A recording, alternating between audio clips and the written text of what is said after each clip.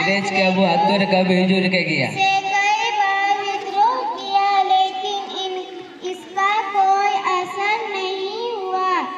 ऐसे समय में बुद्धू भगत जनजातियों में बहुत लोकप्रिय हो गए। कहा जाता है कि एक दिन वे कोयल नदी में स्नान करके घर लौटे। तीर धनुष लेकर वे घर से निकल पड़े। एक जगह जाकर उन्होंने डोंगरी ऊंची भूमि में तीर चला दी। डोंगरी से पानी की धार निकल पड़ी। इस स्थान को अभी वीर पानी कहा जाता है। उसी समय से बुद्धू भगत की लोकप्रियता बढ़ गई। लोग उन्हें दैविक शक्ति प्राप्त व्यक्ति समझने लगे।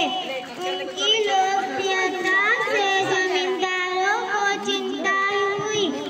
उन्हीं दिनों एक बार जनेऊ पहनने के कारण जमींदारों से इनका झगड़ा हुआ। जमींदार नहीं चाहते थे कि बुद्धू भगत जनेऊ पहने। इस घटना से क्षुब्ध होकर इन्होंने जमींदारों के विद्रोह छेड़ दिया।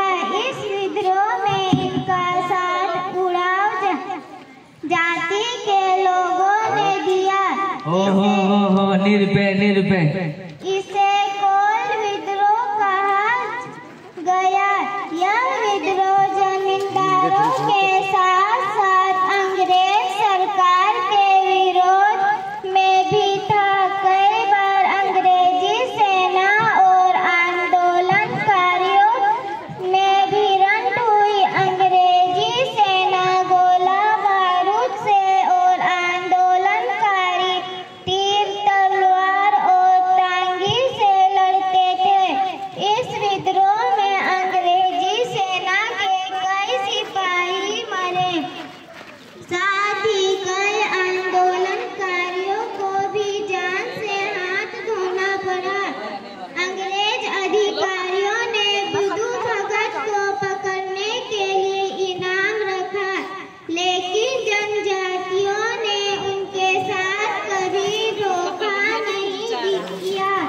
कई बार अंग्रेजों के साथ उनका मुठभेड़ हुआ, लेकिन वे हर बार बचकर निकल गए। टीकों की लड़ाई में उनके 2 पुत्र मारे गए। बुद्धू भगत ने कभी इसका अफसोस नहीं किया।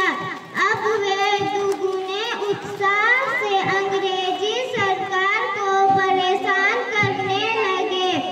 एक बार अंग्रेजी सेना ने सीलागाई गांव को पूरी तरह से घेर लिया। बहुत देर तक आंदोलनकारियों ने उनका सामना किया, लेकिन बारूद और गोलियों के सामने तीर तलवार और